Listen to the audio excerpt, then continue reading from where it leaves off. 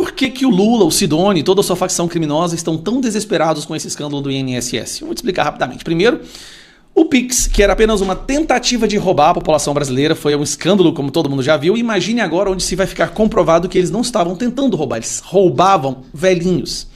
Tentaram todas as narrativas, jogar a culpa para cima do Bolsonaro, que isso começou no governo Bolsonaro. Na verdade, isso começou lá no governo Dilma, com a Gleisi Hoffmann, que também teve que responder aí, quase foi presa, né? Só não foi presa porque o Renan Calheiros interferiu para o STF não condená-la e retirá-la do inquérito. O marido da Gleisi Hoffmann foi preso pelo mesmo motivo. Mas o que isso trouxe à tona? Primeiro que ninguém sabia quem era esse tal do irmão do Lula. De repente, o Brasil inteiro sabe que o sindicato que mais recebeu desse dinheiro, que mais participou desse esquema de corrupção, foi o sindicato do irmão do Lula. Eu nunca tinha ouvido falar desse cara. E realmente eles são muito bons nisso, né? Eles cometem seus crimes de forma bem sorrateira, sem muito alarde. Os filhos do Lula ficaram milionários, os irmãos do Lula ficaram milionários. E aí, tentam de todas as formas jogar isso pra cima do Bolsonaro. Então, rapidamente, só pra mostrar.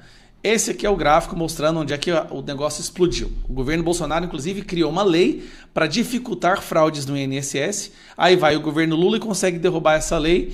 E aqui está a explosão do esquema de fraudes. Ó, do ano, você vê que do governo Lula a situação explodiu. Por quê? O irmão do Lula estava recebendo, né? Eles estavam querendo matar a fome deles. E aí, me aparece esse vídeo de uma entrevista do irmão do Lula, esse tal de Frei Chico, dando uma entrevista para Fórum, para a revista Fórum, onde ele explica exatamente qual é o plano da esquerda. Rapaz, eu gostei de ver isso aqui. O irmão do Lula até parece que não é tão burro assim, não. Dá uma olhada. O PT, ou o PT, não é que o PT ou qualquer partido de esquerda que queira chegar ao poder um dia, ele tem que fazer uma programação, programar, um pé no chão. É uma programação. Eu ouvi direito, ele falou programação. Ele tem que fazer uma programação. Realmente, ele falou programação. Ele tem que programar.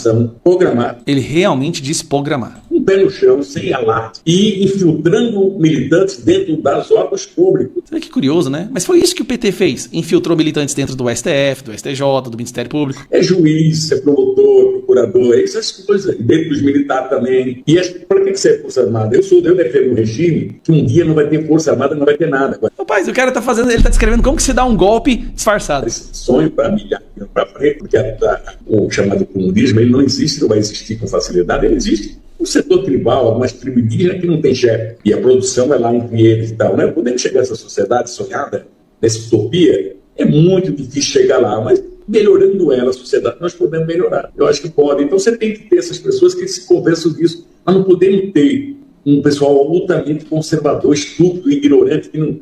Rapaz, é importante. Hoje está acontecendo no planeta Terra hoje. Esse é o irmão do Lula dizendo como que se dá um golpe, né? Você tem que infiltrar militantes nos órgãos públicos. Mas o PT fez isso.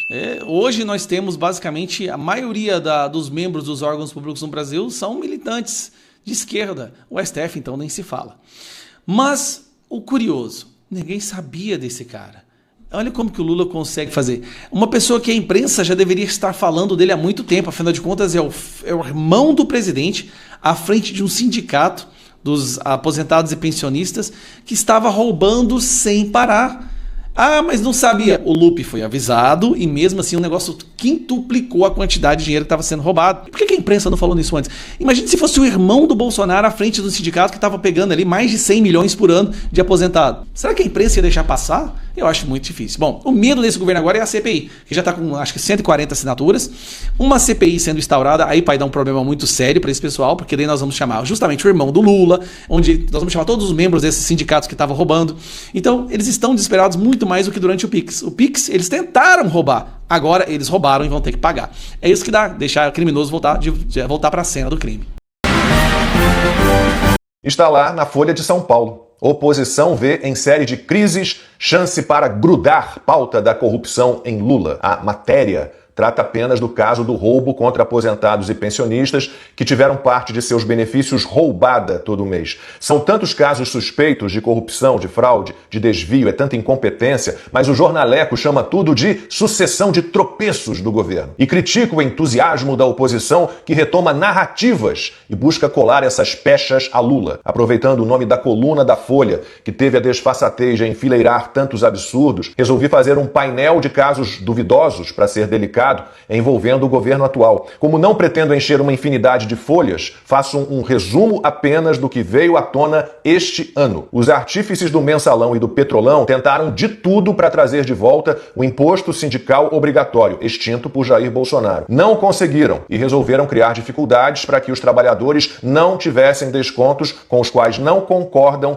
feitos por sindicatos em seus salários.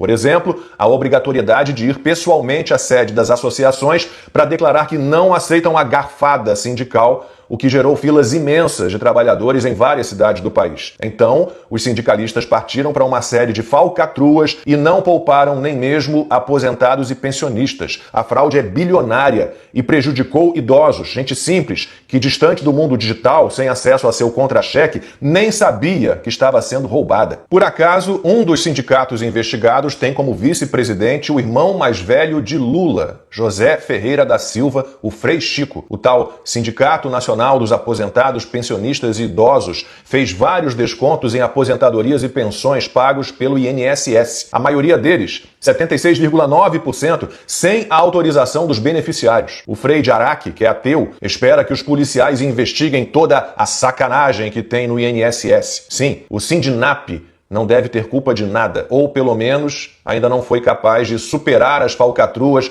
que há muitos e muitos anos assolam o Instituto Nacional do Seguro Social, ao que parece em nível recorde quando há um petista na presidência da República.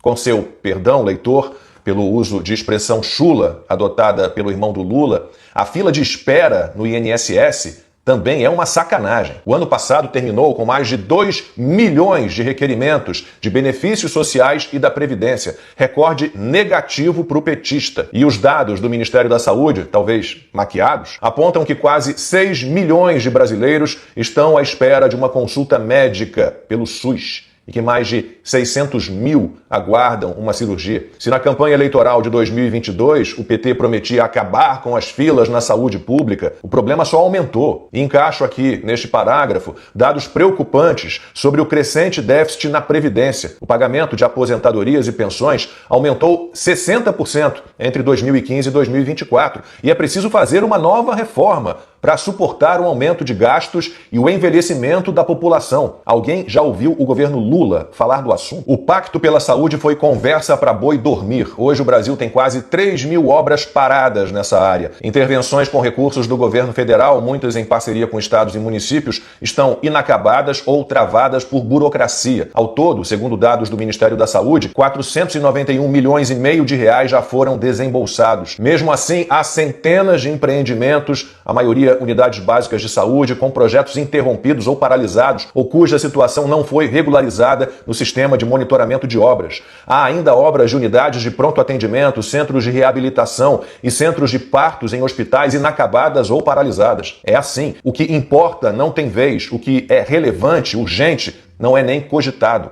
O tempo é curto e é quase todo usado na produção de escândalos, que grande parte da mídia prefere fingir que não vê, mas que listo aqui de forma resumida neste painel.